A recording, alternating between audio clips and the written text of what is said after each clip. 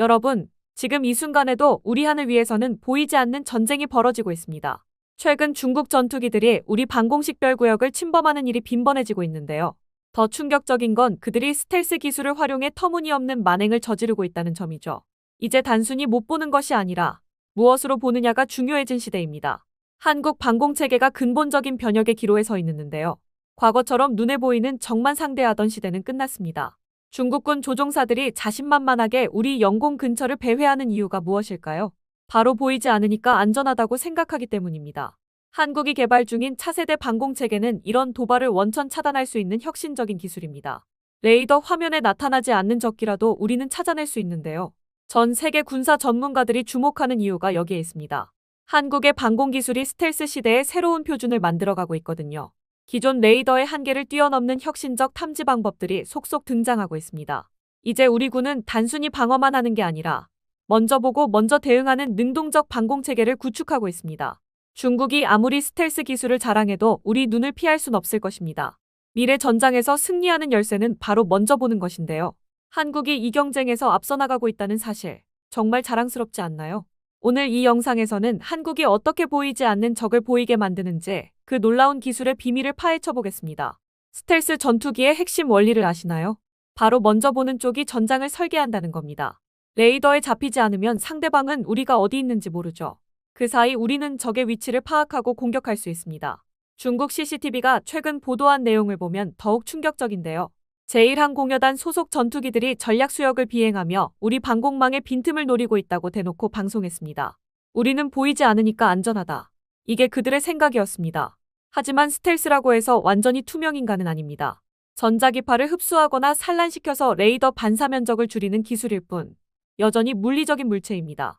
중국군이 우리 방공식별 구역에 진입할 때마다 보여주는 자신감, 그 뒤엔 이런 계산이 있었습니다. 한국의 재래식 레이더로는 우리를 탐지하기 어려울 거야. 실제로 기존 X밴드 레이더만으로는 스텔스기 탐지에 한계가 있습니다. 그런데 여기서 중요한 건 스텔스 기술의 약점이에요. 모든 주파수 대역에서 완벽하게 숨을 수 없습니다. 특히 VHF나 UHF 같은 저주파 대역에서는 스텔스 코팅이 제대로 작동하지 않는데요. 또 다른 약점은 적외선 신호입니다. 엔진에서 나오는 열기를 완전히 차단할 순 없습니다.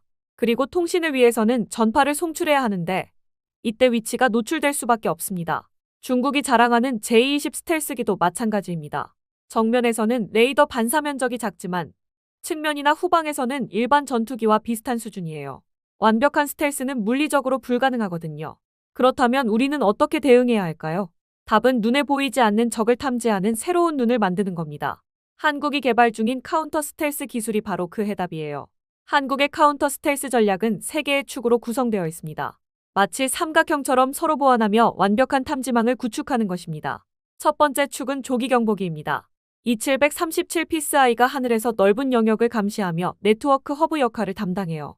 400km 이상 떨어진 목표물도 탐지할 수 있죠. 하늘에서 내려다보면 지상에서 놓치는 것들이 보입니다. 2737은 단순히 적기를 발견하는 게 아니라 전체 전장 상황을 파악하고 각종 자산들을 조율하는 지휘 통제 플랫폼이에요. 스텔스기라도 다양한 각도에서 동시에 탐지하면 숨기 어려워집니다. 두 번째 축은 지상 장거리 레이더예요. 국산화된 차세대 중거리 다기능 레이더가 그 핵심입니다. 이 레이더는 기존 X밴드뿐만 아니라 다양한 주파수를 활용해서 스텔스기의 회피 경로를 최소화시켜요. 특히 VHF 대역 레이더를 병행 운용하면서 스텔스 코팅의 약점을 파고듭니다. 스텔스기도 결국 파장이 긴 전파 앞에서는 숨을 곳이 없거든요. 세 번째 축이 가장 혁신적이에요. 바로 수동형 탐지 체계입니다. 이건 아예 전파를 쏘지 않고 표적을 추적하는 기술이에요. 수동형 탐지는 어떤 원리일까요? 스텔스기라도 적외선은 방출하거든요. 엔진 열기, 공기 마찰열, 심지어 통신 전파까지 모든 걸 수집해서 위치를 파악합니다. 더 놀라운 건 전자전수단이에요. 적기가 우리 레이더를 교란하려고 재밍 신호를 보내면 오히려 그 신호를 역추적해서 위치를 파악하는 겁니다. 적이 공격하려다가 오히려 자신의 위치를 알려주는 셈이죠. 이 세 가지 체계가 융합되면 어떤 일이 벌어질까요? 조기경보기가 광역 탐지를 하고 장거리 레이더가 정밀 추적을 하며 수동형 센서가 은밀하게 감시합니다. 3중 탐지망이 완성되는 거예요. 중국 J-22이 아무리 스텔스 기술을 자랑해도 이 삼각편대 앞에서는 보이는 적이 될 수밖에 없어요. 한국이 개발한 이 시스템은 이미 실전 배치를 앞두고 있습니다. 탐지했으면 이제 요격해야죠. 한국의 다층 방공체계는 거리에 따라 3단계로 나뉩니다. 마치 성벽의 삼중 방어선처럼 말이에요. 초장거리에서는 2737PSI가 공중 전투망을 조율합니다. 400km 밖에서 적기를 발견하면 즉시 전체 방공망에 정보를 전파해요. 이때부터 모든 무기 체계가 대기 상태에 들어갑니다. 먼저 보고, 먼저 쏘고, 먼저 맞춘다. 중장거리에서는 지상 레이더와 요격기, 지대 공미사일이 정보를 동기화합니다. 천궁2 미사일이 120km 밖에서 첫 번째 타격을 가하고 KF-21과 F-35A가 근접 요격에 나서는 거예요. 근거리 최종 교전에서는 차세대 전투기들이 주인공이 됩니다. KF-21 보람에는 AESA 레이더로 다중 표적을 동시 추적하고 F-35A는 스텔스 대 스텔스 전투를 벌이죠. 여기서 중요한 건 네트워크 중심전이에요. 모든 센서와 무기가 실시간으로 정보를 공유하면서 끊김없는 추적이 가능해집니다. 스텔스기가 한 레이더에서 사라져도 다른 센서가 즉시 인계받는 거죠. 실제 교전 시나리오를 보면 이렇습니다. 중국 제-22 서해안으로 침입한다고 가정해 볼게요. 200km 밖에서 E-737이 첫 탐지를 합니다. 동시에 지상 레이더들이 정밀 추적을 시작해요. 120km 지점에서 천궁, II가 첫 번째 요격을 시도합니다.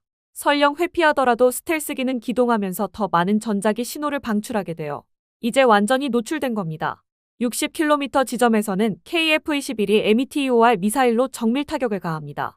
사거리 100km가 넘는 이 미사일은 스텔스기도 피하기 어려운데요. 마지막 30km 지점에서는 F-35A가 AIM-120D로 근접 격추를 시도합니다. 스텔스 대 스텔스 전투에서는 센서 융합 능력이 승부를 가르거든요. 이런 다층 방어체계 앞에서는 아무리 뛰어난 스텔스기라도 살아남기 어려워요. 한국의 방공망이 이미 이런 수준에 도달했다는 게 정말 놀랍지 않나요?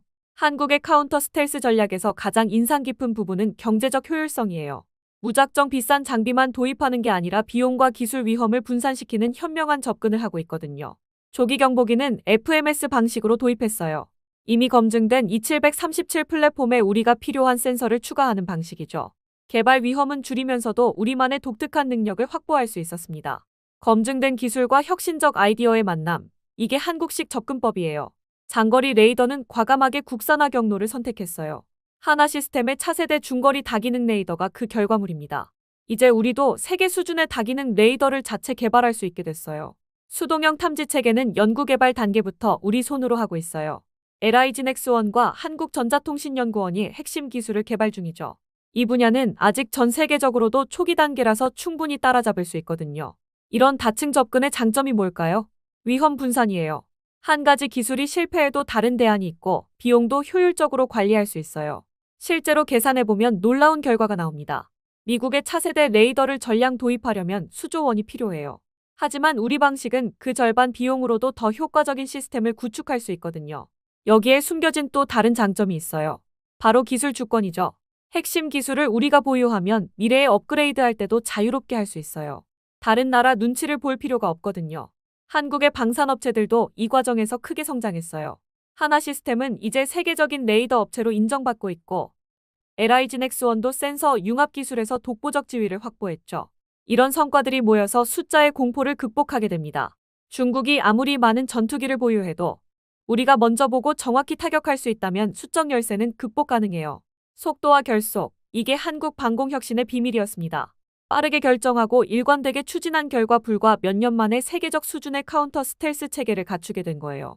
2024년 이집트 에어쇼에서 벌어진 일화는 정말 흥미로워요.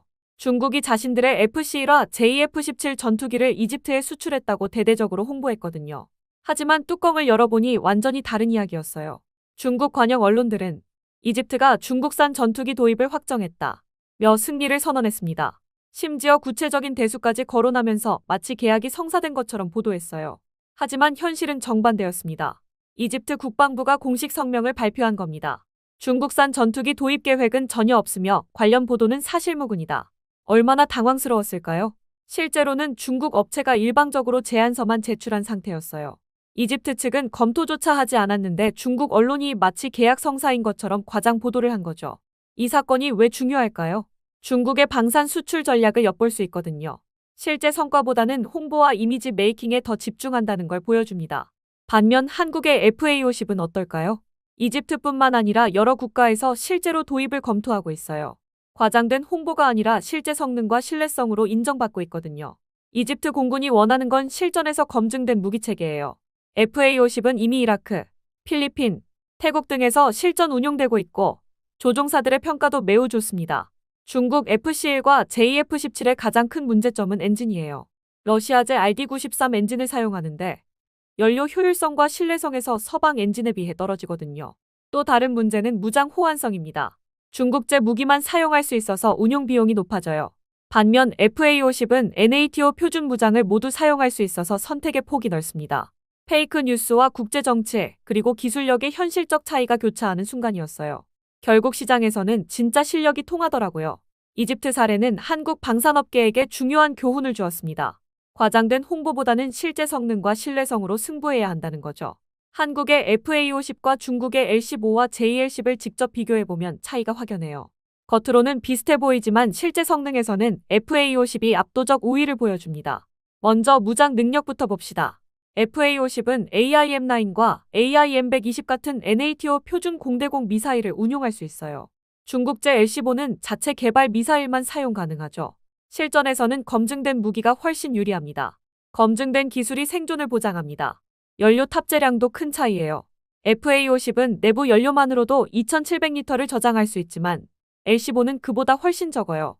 작전 반경이 좁으면 실용성이 떨어지거든요. 더 중요한 건 현지화 가능성이에요.